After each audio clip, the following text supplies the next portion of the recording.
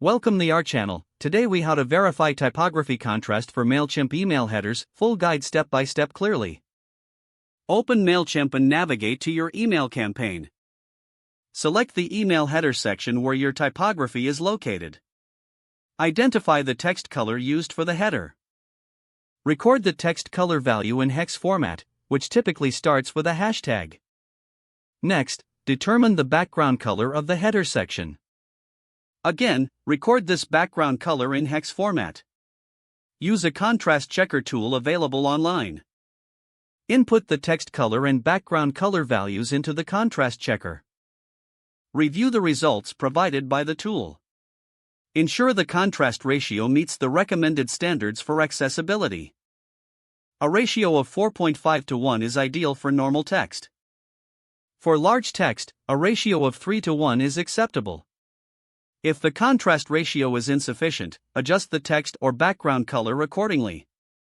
Recheck the new colors in the contrast checker. Repeat this process until the contrast ratio meets the desired standards. Once verified, save your email header changes in Mailchimp. Preview your email to see how the typography appears against the background. Test the email by sending a sample to yourself to ensure readability. You've now successfully verified typography contrast for your Mailchimp email headers. If the page does not load, refresh the browser or try again in a private or incognito window.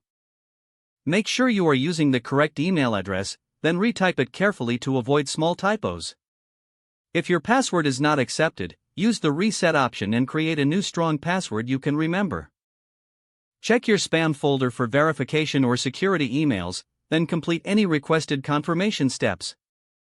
Enable two-factor authentication if available to improve account security and reduce unauthorized access risk. After signing in, review your profile details so your contact information and settings are accurate and current.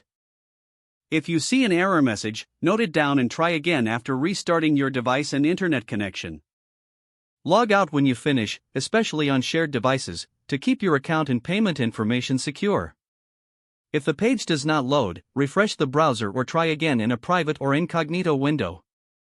Don't forget to like this video and subscribe to our channel for more step-by-step tech guides.